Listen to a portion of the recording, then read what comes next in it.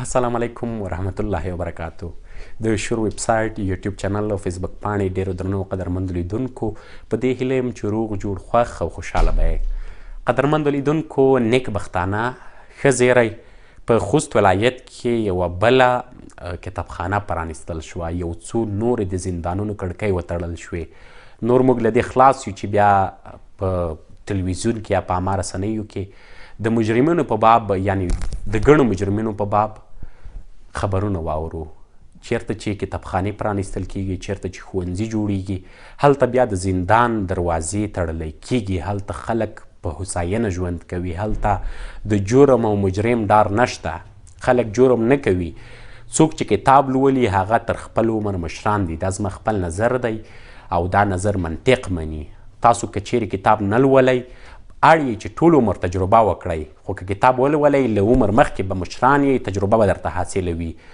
په دعوت پوهنتون کې که څه هم اوس دوه پوهنځي شتون لري، یوه د حقوقو پوهنځي او بله د انجینري پوهنځي. خو دغه کتابخانه چې ده په هر اړخیز ډول ترتیب شوې ده. هم دیني کتابونه، هم ساینسي کتابونه، سیاسي، د پوهنتون او د ښوونځي د نورو علومو اړوند کتابونه دلته پیدا کیدلی شي. تر ټولو ښه خبر یې دا دی چې تاسو دلته هم په ارام او ښکلي چاپیریال او پراخه چاپیریال کې مطالعه کولی شئ، له سهولتونو ډکه مطالعه، او دغه کتاب چې دی تاسو کور ته هم وړلی شئ. نو له تاسو هم هیله لرم چې دغه ویډیو له نورو ملګرو سره په دې شیر کړئ چې دوی ته یو څه دنیوي ګټه ورسیږي، هم یې اخروي ګټه په نظر کې ونیسئ او هم یې دنیوي ګټه. تاسو به هم په هوساینه ژوند کوئ که چیرې مو ګاونډیان، کلیوال او نور خلک کتابونه ولولي. راځم د دعوت پوهنتون د محصلانو چارو له عمومي مدیر ښاغلي عبدالله اریان سره هم څو خبرې لرم. له هغه سره هم ستاسو لپاره په دې غږیږم چې دغه کتابخانې هغه شرطونه چې شی دي څه ډول ترتیب شوې ده، څنګه زموږ ملګري کولی شي له دغه کتابخانې څخه کتابونه یوسي، او نورې خبرې اترې به ولرو. تر پایه راسره پاتې شئ او دا خپرونه له نورو ملګرو سره شریکه کړئ.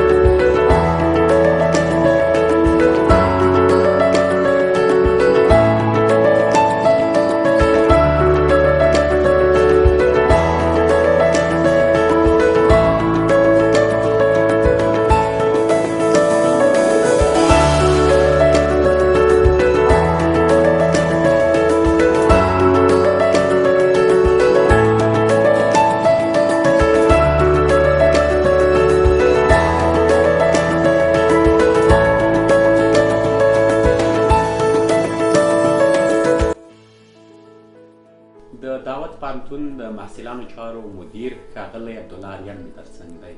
له اریان صاحب پوښتو چې دغه کتابتون ته زموږ ملګري څنګه لاسرسی لرلی شي، د دې کتابتون د کتابونو د شمیر او د نوع او د محتوا په باب هم ترې پوښتو، او دا هم ترې پوښتو چې څنګه یې دغه کتابتون ته اراده وکړه چې د کتابتون په دعوت پوهنتون کې پرانیزي.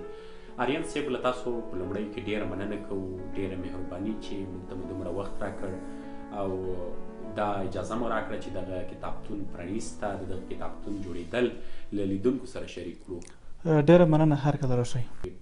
که په لومړیو کې د کتابتون په باب عامه راته وغږېږئ چې څنګه مو دغه کتابتون ته اراده وکړه او څنګه مو دغه کتابتون پرانیست. ډېره مننه. په عموم کې پوهنتون باید د یو کتابتون درلودونکی وي. په ابتدا کې موږ یو کتابتون لرله، خو دومره غني نه و. موږ رهبرۍ شورا د پوهنتون رهبرۍ شورا دا پرېکړه وکړه چې موږ باید یو غني کتابتون ولرو چې خوشبختانه اوس د یو غني کتابتون درلودونکي یو.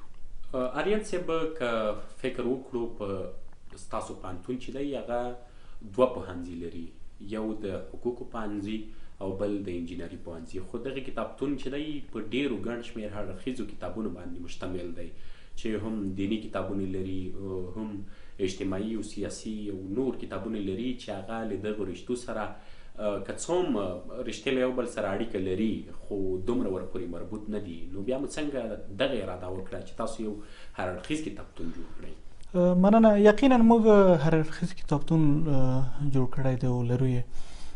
دا په دې معنا چې موږ غوښتل چې نورو پوهنتونونو محصلین هم دلته مطالعه وکړي، دا نه چې ګواکې تنها د حقوقو او سیاسي پوهنځي محصلین دي وي او یا د انجینري پوهنځي کتابونه پکې وي. په موږ کې مو دا پرېکړه وکړه چې نور پوهنتونونه او نور محصلین هم باید کتابونه مطالعه وکړي، برخې نه وي. دغه کتابتون د چا په مرسته جوړ شو؟ کتابتون یقینا رهبرۍ شورا پرېکړه وکړه، استادانو او بل ګڼ شمېر محصلینو هم غوښتنه وکړه چې موږ کتابتون دومره غني نه دی. نو په دو کې په خپله رئیس کمال خان چې د پوهنتون رئیس دی د موږ سره موږ چې څه ویلي هغه منلي او دا د ګډې رهبرۍ شورا د پوهنتون ډېره مرسته کړې چې کتابتون جوړ کړي. یعنې دا کتابتون یوازې د دعوت پوهنتون په مټ جوړ شوی دی، بل چا پکې دومره ونډه نه ده لرلې؟ بالکل، بل چا دومره پراخه ونډه نه لرلې. آریان صاحب په دغه کتابتون کې دغه د کتابتون چارې بشپړې شوي دي که یا پاتې؟ یقینا د کتابتون چارې بشپړې دي، دغه کوم ډیکوریشن او انواریان او مختلف سایزونه جوړ شوي دي.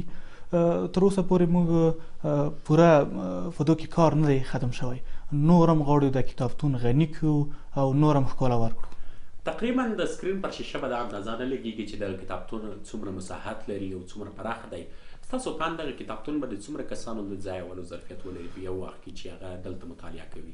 نو په یو وخت کې د موږ چې څومره کتابتون وینو او کتلی مو دی تقریبا د 14 متره اوږد دی، نو تقریبا د 15 محصلینو ظرفیت لري. نور څه سهولتونه لري که څه؟ یقینا موږ کمپیوټر لیب هم لرو او د هغو ترڅنګ د انټرنیټ اسانتیاوې هم لرو. یعنې زموږ ملګري کولی شي خوست میشتي چې دلته په اسانه انټرنیټ ته هم لاسرسی ولري؟ بالکل. دغه کتابتون ته څوک لاسرسی لرلی شي؟ په عموم کې هر څوک کولی شي، دا نه چې یوازې د دعوت پوهنتون محصلین، عموم کې هر څوک کولی شي کتابخانې څخه لیدنه وکړي، دغو کتابونه مطالعه کړي. په عموم کې په نورو کتابتونونو کې ملګرو ته به هم پته وي چې په نورو کتابتونونو کې د تابعیت په بدل کې، یعنی ته به طبیعت ږدې، د طبیعت تذکره به ږدې او دوی به کتاب درکوي. ستاسو شرایط په دې وخت څه دي؟ موږ شرایط بیا داسې نه دي، دلته ډېر محصلین راځي که نه، نو محصل خپله مختلف قدر وړ دی. موږ داسې شرط نه لرو چې دا د تابعیت تذکره کېږدي او یا د کتاب غلا کړي یا د کتاب غلا کړي. موږ بالکل خپلو محصلینو باندې اعتماد لرو او د موږ تخنیکي مسؤل چې دی، کتابخانې مسؤل چې دی، هغه کتاب د راجستر لري، ټلیفون نمره یې ورسره وي، هلته نیټه کې لیکل کېږي، خپله محصل بیا کتاب راوړي. که چېرته کتاب نه راوړي بیا محصول زنګ پسې وایي چې کتاب که راوړي نور محصل هم استفاده نه کوي. یعنې ډېر ساده شرایط؟ داسې شرایط کوم نشته. هېڅ شرایط لري نه؟ داسې شرایط نشته چې ګواکې یا د تابعیت تذکیره وي یا د بل څه داسې. دلته اوس مهال دغه د کتابتون د کتابونو دغه شمېره چې دا هم پوره شوې نه ده تقریبا، دلته تقریبا اوس مهال څومره کتابونه؟ تقریبا په دواړو پوهنځیو کې موږ 3900 3700 داسې کتابونه به وي او تقریبا دغه شمېره به تر څو لوړه شي؟ موږ د بېلابېلو بنسټونو نهادونو سره خپل قراردادونه کړي دي، نو موږ غواړو چې کتابتون دومره غني کړو چې تقریبا تر 15-20 پورې کتابونه ولرو. یعنې 15-20 بیخي بېکچې شمېره ده؟ بېکچې شمېره ده، کتابونه څوک لوستلی هم نه شي. تقریبا زموږ هر یو ملګری په نن وخت کې خوښېږي چې کتاب لولي. هغوی ته اوس پته شته چې د فرانسیس بیکن یوې جملې چې علم قوت دی، هغې ټول لویدیځ بدل کړ، صنعتي انقلاب، یعنې هر څه د علم په مټ کېدونکي دي. ستاسو په باب ستاسو په دې باب ستاسو سپارښتنه څه ده لیدونکو ته؟ یقینا اوس هغه دور نه دی چې خلکو به مختلف روشونه کارول. اوس د ټکنالوژي عصر دی. خلک چې تحقیق کوي که څو ټکنالوژي مخته ده، په مختلف سایټونه دي، انټرنیټ سایټونه دي. بیا هم کتاب که موږ وګورو چې چیرته ته یو مقاله لیکي، یو مونوګراف لیکي، ماخذ به کتاب ورکوي. یعنی هر څه د کتاب هر څه د کتاب یعنی ساينس دی که ټکنالوژي ده که فلسفه ده، او دا هر څه د کتاب دا هر څه د کتاب نو په وروستیو کې ستاسو پیغام اورو چې ستاسو پیغام زموږ لیدونکو ته څه دی، او تاسو به انشاءالله زموږ له لیدونکو خوستمېشو سره په دې باب همکاري هم کوئ ځکه تاسو د کتابخانې مسؤل یاست. یقینا ولې نه، موږ په ډېر وران تندي باندې غواړو چې هر څوک راشي دلته مطالعه وکړي او د دغو کتابتونونه لیدنه وکړي، مطالعه وکړي، یو څه زده کړي. نو په وروستیو کې ستاسو پیغام زموږ لیدونکو ته اورو. یقینا زه په دې باور یم چې مطالعه داسې شی ده چې ته یو نوی نوښت کوې، داسې نه کېږي چې ته د یوازې کتاب نه بغیر وکړي. دا سرچونه دي، مختلف سرچ دی که نه. نو مطالعه هغه شی دی چې ته که سرچ کوې ته به کتاب لولې، ته به کتاب ګورې، په کتاب باندې به توافق کې د استادانو سره به ګورې. مهم اصل په ظرفیت لوړونه کې د محصلینو یوازې مطالعه ده او کتاب دی. سید بهاءالدین مجروح رب دې وبخښي روح حاد، هغه په خپل کتاب د جبر او اختیار ډیالکټیک کې وایي چې دغه جهانبینۍ چې دي دا په 3 ډولونو دي. یو یې افسانوي جهانبیني ده، او بله یې دیني جهانبیني ده، او اخري وایي چې دا هغه علمي جهانبیني ده. بالکل نننی اثر چې دی هغه د علم دی. نننی اثر په چوپه خوله اسطورې او اساطیر او دغه افسانې دغه جهانبینۍ له منځه تللې دي. بالکل نن سبا که څوک هره خبره کوي د هغې ثبوت غواړي، په علم سره، په تجربې سره، په مشاهدې سره، په دې سره ثبوت غواړي. نو زما په اند ستاسو توصیه اوریدونکو او لیدونکو ته هم دا ده چې دوی د کتاب ولولي. څوک په ننني اثر کې خپل ځان نه باسي، یعنې په ننني اثر کې له کتاب نه بغیر، له مطالعې نه بغیر په دغه اثر کې چلیدل امکان نه لري. په هیڅ نړۍ کې دا نشته. دا روش د مطالعې نه دی. ته به کتاب ګورې، کتاب مطالعه کوې، مختلف لیکوالانو کتابونه لیکلي د ظرفیت لوړونې لپاره چې څوک یې وګوري او اخیستنه وکړي. ډېره مننه. مننه تاسو هم ډېره.